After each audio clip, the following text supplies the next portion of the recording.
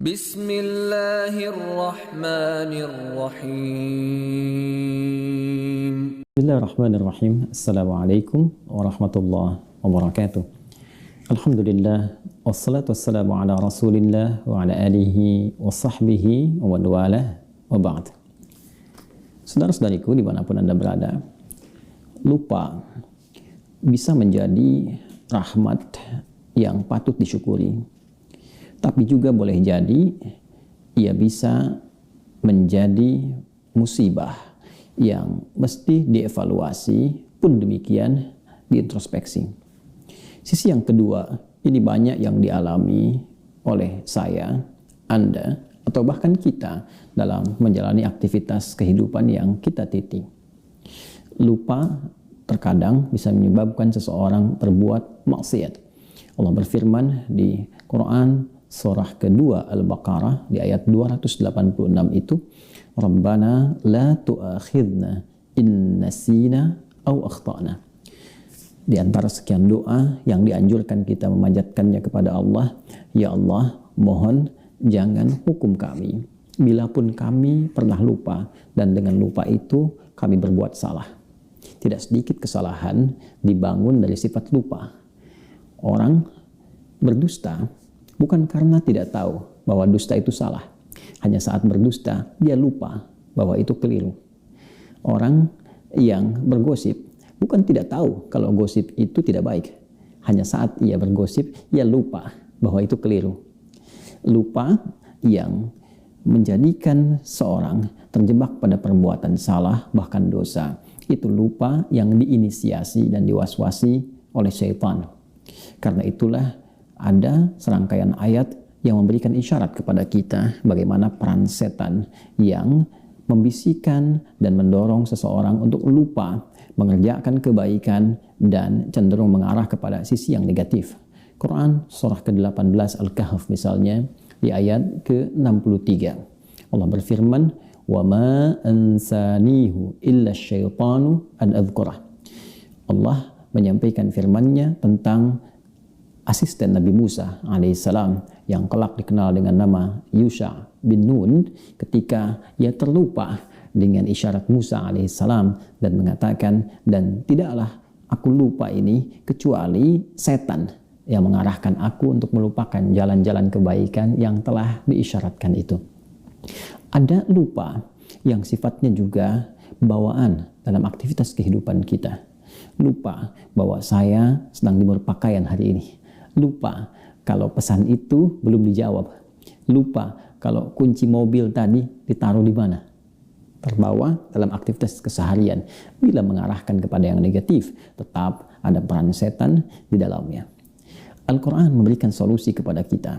Bagaimana seseorang bisa menjaga ingatan dengan kuat dan terhindar dari sifat lupa. Atau bahkan mengatasi lupa dalam aktivitas kehidupannya. Sehingga saat belajar, ia tidak mudah lupa. Saat menghadapi ujian, ia cepat ingat materi yang dihafalkan. Saat ia menghadapi persoalan-persoalan kehidupan, dia ingat bagaimana solusi-solusi yang bisa dihadirkan.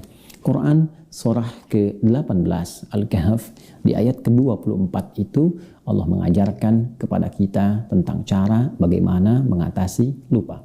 Allah berfirman, A'udzubillahi minasyaitonir rajim. Bismillahirrahmanirrahim. Wadhkur rabbaka idza nasit. Wadhkur rabbaka idza nasit. Dan berzikirlah, ingatlah kepada Allah Subhanahu wa taala Rabb yang merawatmu, memeliharamu, memberikan perhatian kepadamu. Ingatlah Rabbmu ketika engkau lupa. Wa qul asa an yahdiyani rabbi li aqraba min hadza rasyada. Dan katakanlah, boleh jadi Allah Subhanahu wa taala akan cepat memberikan kepadaku petunjuk, dan dengan petunjuk itu aku mendapatkan gambaran-gambaran tentang apa yang sedang dicari, diinginkan atau sedang dilakukan. Saudara, ayat ini memang memiliki tafsiran beragam di antara para mufassir. Ada yang berpandangan bahwa ayat ini meminta kita untuk mengingat Allah dengan mengatakan insya Allah saat kita berjanji untuk bisa melakukan sesuatu di kemudian waktu kepada pihak lain. Ada juga yang menafsirkan bahwa ayat ini memberi gambaran kepada kita tentang ingat Allah Subhanahu wa taala jika memang kita pernah berjanji, pernah kita berbicara, menjanjikan sesuatu walaupun terlupa agak lama itu, begitu kita ingat sebelum kita tepati, kita katakan insya Allah atau ingat kepada Allah Subhanahu wa taala.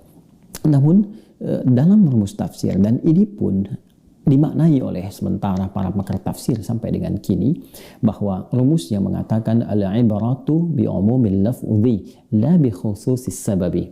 Hukum, hikmah, bahkan isyarat kebaikan itu bisa kita dapati dari keumuman lafaznya sepanjang tidak ada tekanan-tekanan khusus, arah-arah khusus yang menjadikan ayat itu menjadi terbatas maknanya. Ayat ini memberikan makna umum kepada kita. Kalau saya, Anda, kita sedang lupa, maka ingatlah Allah Subhanahu wa taala. Berzikirlah kepada Allah Subhanahu wa taala. Zikir bisa dengan mengucap kalimat thayyibah. Sekalipun itu istighfar, astaghfirullah, subhanallah, masya Allah, Allahu Akbar. Zikir bisa dilakukan dengan solat. Anda berwudu, tunaikan solat 2 rakaat, Anda lakukan.